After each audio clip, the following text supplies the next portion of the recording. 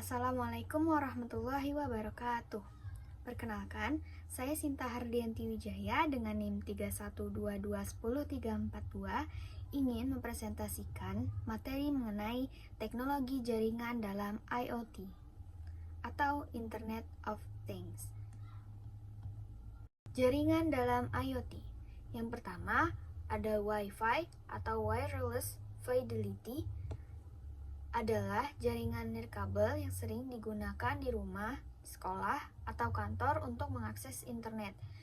Kelebihan menggunakan Wi-Fi ini mampu mengirim data dengan cepat dan bisa menghubungkan banyak perangkat sekaligus.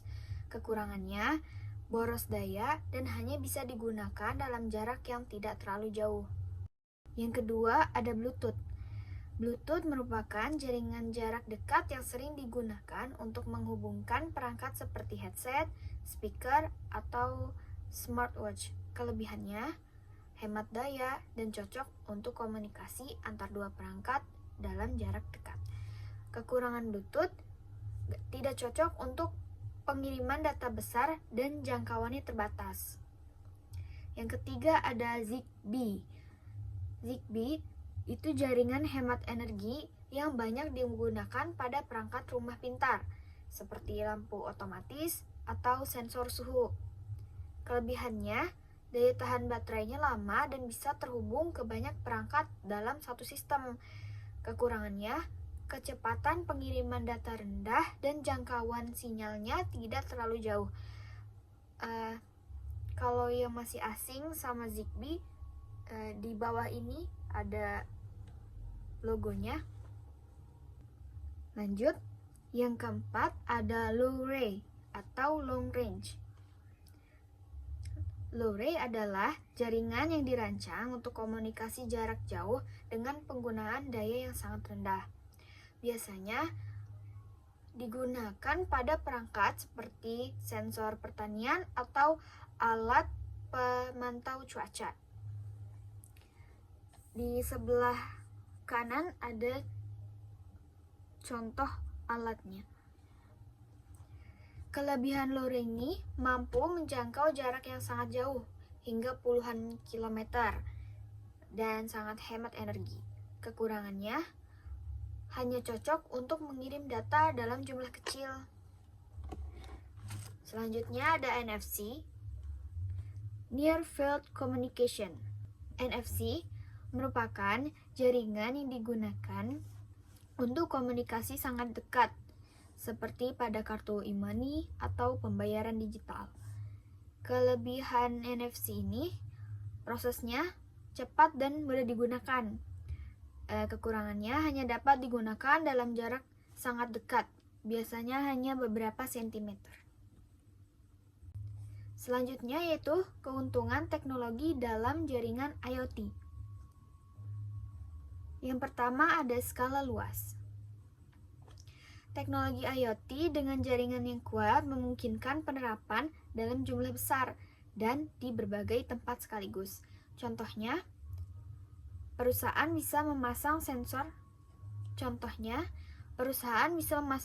di ratusan pabrik yang tersebar di seluruh daerah atau negara. Selanjutnya ada koneksi tanpa batas. Dengan dukungan internet dan teknologi jaringan global, perangkat IoT dapat terhubung kapan saja dan di mana saja tanpa terhalang jarak geografis. Contohnya, alat pelacak barang kiriman bisa terus mengirim lokasi meskipun melintasi kota atau negara. Selanjutnya, penggunaan energi yang efisien. Contohnya, prolonged battery life, umur baterai yang lebih lama, pengurangan dampak lingkungan, biaya operasi rendah. Ada kinerja yang andal dan cepat. Ada respons tepat waktu, pertukaran data lancar, dan konsistensi operasional. Selanjutnya yaitu tantangan teknologi jaringan dalam IoT. Yang pertama ada latency dalam transmisi data. Waktu jeda saat data dikirim bisa mengganggu kinerja perangkat, terutama yang butuh respons cepat seperti mobil tanpa supir atau alat medis. Yang kedua ada keamanan dan privasi data. Karena banyak perangkat IoT saling terhubung dan mengirim data melalui internet, risiko peretasan atau pencurian data menjadi tinggi. Yang ketiga, interoperabilitas perangkat. Perangkat dari berbagai merek atau sistem kadang tidak bisa saling terhubung karena tidak menggunakan standar yang sama. Yang keempat, pengelolaan jaringan yang kompleks. Semakin banyak perangkat terhubung, semakin sulit mengatur, memantau, dan memastikan semuanya berjalan lancar dan aman. Inovasi perkembangan IoT saat ini, integrasi AI dan IoT atau AIoT. Perpaduan antara kecerdasan buatan atau AI dan IoT menghasilkan perangkat yang lebih cerdas dan mampu mengambil keputusan secara mandiri. Contohnya, sensor di pabrik yang dapat memprediksi kerusakan mesin sebelum terjadi, sehingga meningkatkan efisiensi operasional.